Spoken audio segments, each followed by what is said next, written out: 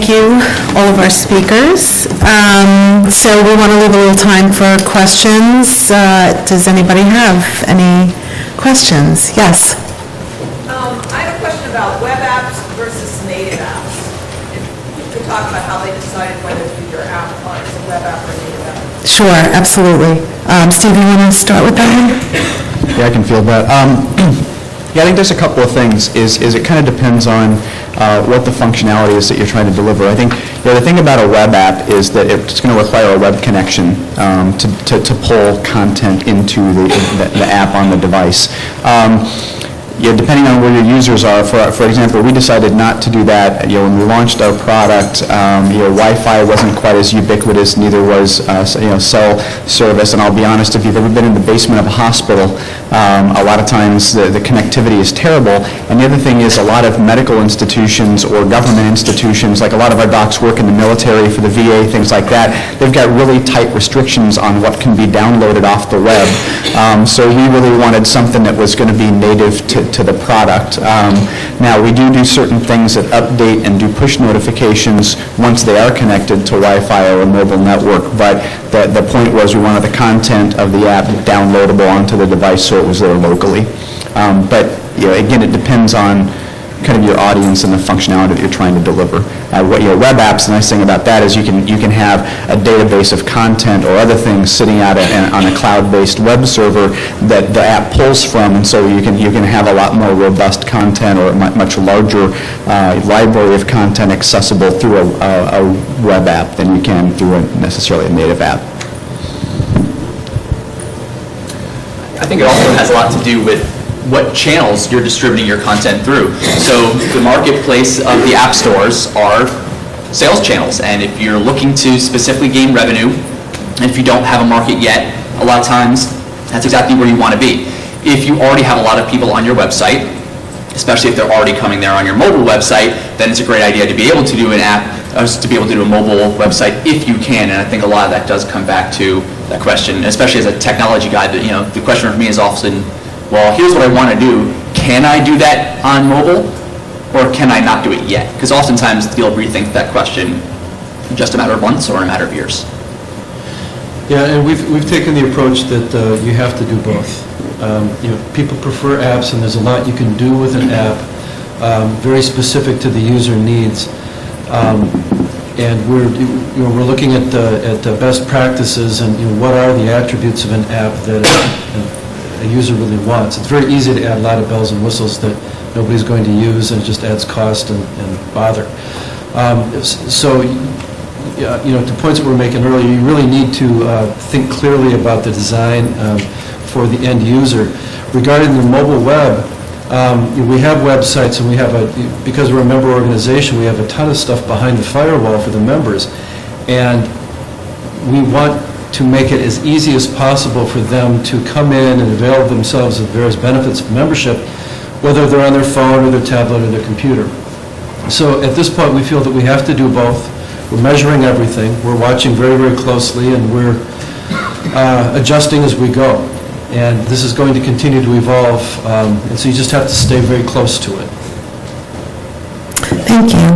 Any other questions from the audience? Yes, in the back. I'm sorry. My question is mainly for Steve. You kind of showed us a little bit of the revenue stream from your app. Thank you, by the way, for providing that. But I also was wondering, too, the time it took to create the app from start to finish before you launched it. And my second part to the question was kind of the expense in creating that app, if you could share that with us as well. Sure, I think that's a good question. A lot of questions. People say, well, how much does an app like that cost? The answer for that is it depends on the functionality that you have. This is an app that's been modified and evolved over time. When we first launched it, I think it was the total price tag initially was around $30,000. That was back in 2000, we started this in 2008. It was about a 9-month process. I mean, we had the concept. We started looking into it in 2008. We launched it in 2009. It was about a 9-month development process. Again, we worked with an app vendor to develop it. the thing that we then did, once the functionality was built, the nice thing is updating the content every year is relatively inexpensive. So yeah, the core app is built, every year we update content and add questions into the library, and that's kind of what's been able to create that longer tail revenue over time, where our expenses have decreased, but the revenue has increased as we add content. And I think that, that's, it was kind of front-loaded. It took us a while to get to the break-even point. That was the part I had to fight against killing the app too soon. Fortunately, it's paid off over time. I will say that, depending on the vendors you use, vendors have different models. Some of them, it's simply pay to play. You got to pay them to develop the app. Some places will offer you a revenue share where the development costs will be deferred if they get a piece of the revenue. I think, that's something you have to think about from your business model, because if you're selling it through an app store, they're taking a piece of it as well. So you have to figure out, okay, if we give a piece to the developer and a piece to the app store, what do we end up getting out of this in the end? But at the same time, it can sometimes, that kind of model can help defer your upfront investment if that's a concern for the organization.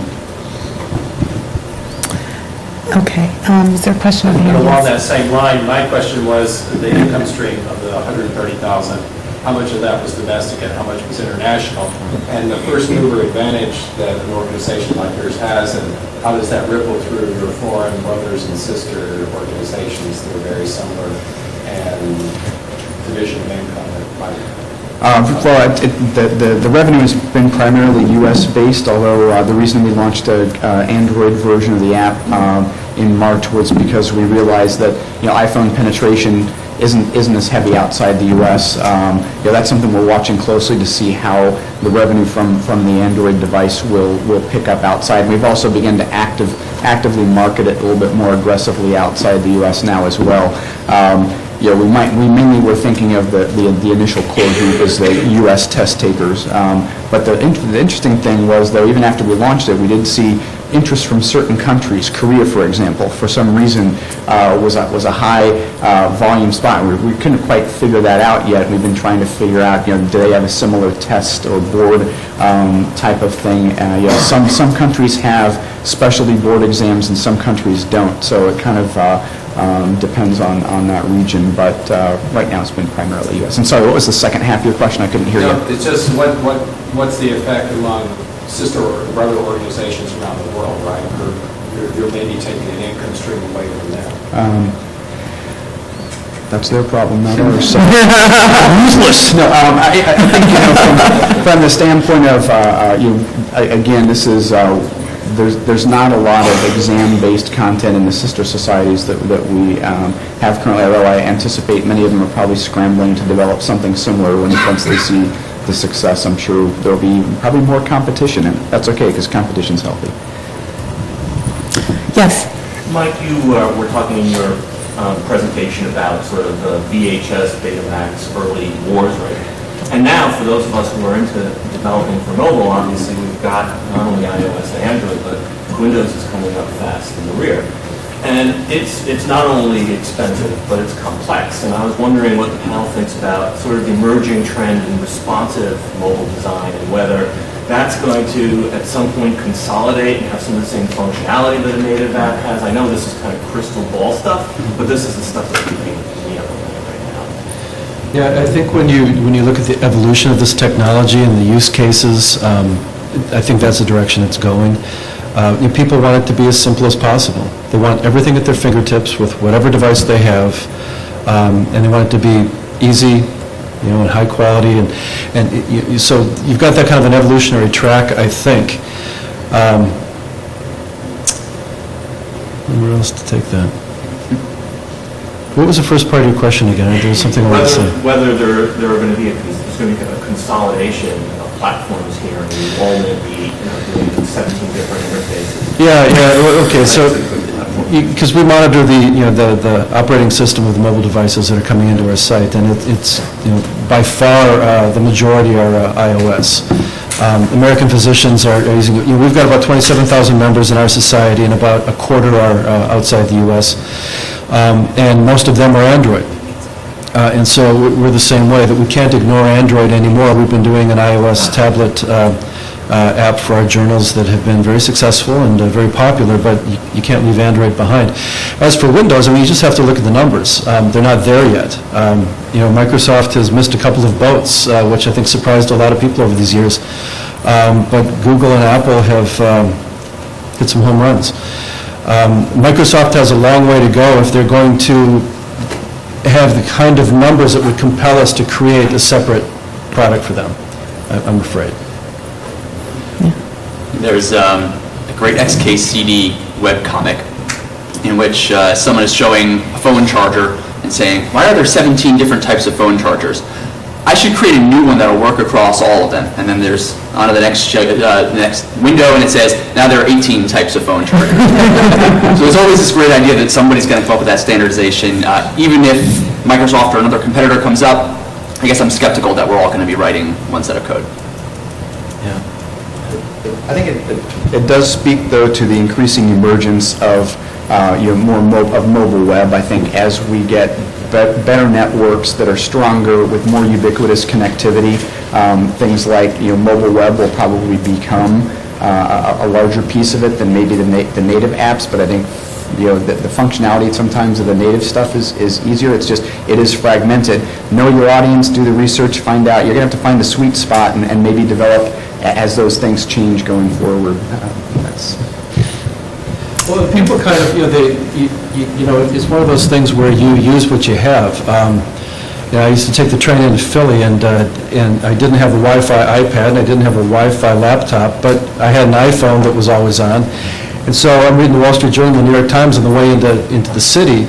It wasn't an ideal format, but it worked, and so I used it, and I got the paper read by the time I got into town. And I think, I'm hearing that from a lot of our neurologists that we talk to, that, no, it's not ideal, but it's what I use because it works, and I needed it right now. So I think we really have to watch user behavior, which is part of the research that we've been doing lately, is really trying to get a sense of, with our target audience, when do they use mobile? Why do they use it? What process did that replace? What am I actually using when I'm doing it? And is it satisfactory? Does it get the job done? What would you do? If you could do anything to change this, what would it be? And I think we're all asking those kind of questions. In the marketplace, the market forces and the technology innovation is all working pretty much in the same direction.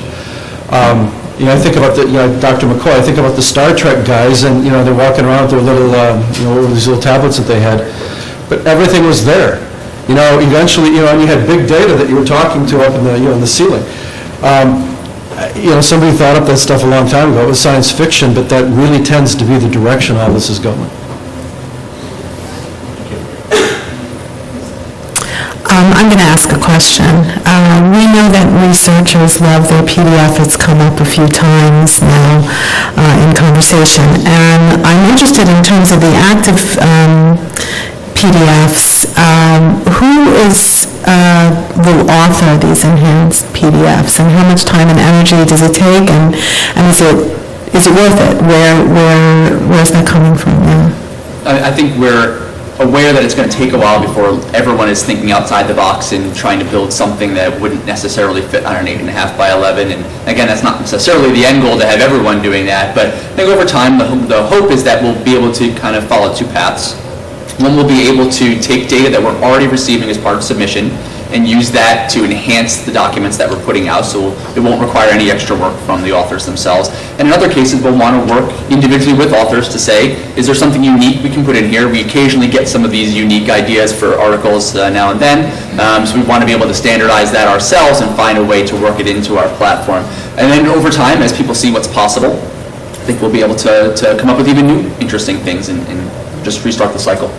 Do you see it as, I almost see it as a gateway in terms of getting users used to using these enhancements, and maybe that might move them towards an HTML version or something more than the PDF. Is that part of your philosophy? Absolutely, and the goal is not to replace PDF entirely, but just to get people to see that there's something more out there. But just like authors who today are savvy enough to say, I want to promote my work myself through social media, and I'm going to go out and make sure that people know about it. I'm not simply going to rely on my publisher to do that for me.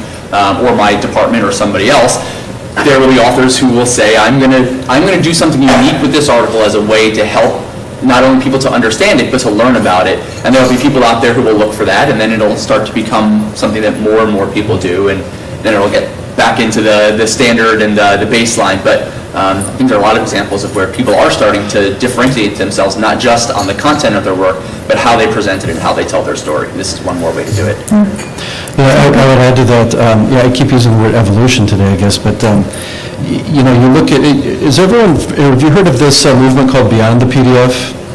Which has now evolved into something they're calling Force 11, and I forget what that stands for, but there's a whole network of researchers on the global stage who are quite fed up with, their premise essentially, and I'm capsulizing as best I can, is that we researchers are using all these advanced technologies in our research, in our collaboration, in everything that we're doing amongst ourselves in the research world, and then you want us to take our conclusions and stuff it down onto a flat, dead piece of paper. And that just doesn't fly anymore.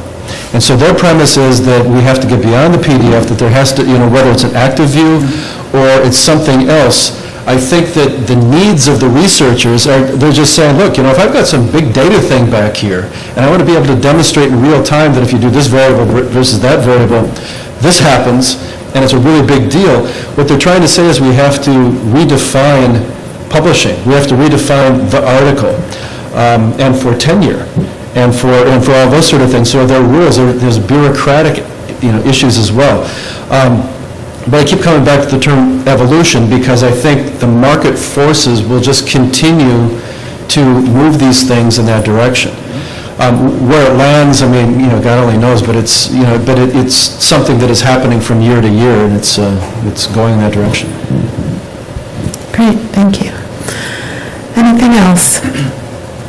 Okay, great. Well, thank you very much, everyone, and thank you to our panel, and enjoy the rest of the meeting.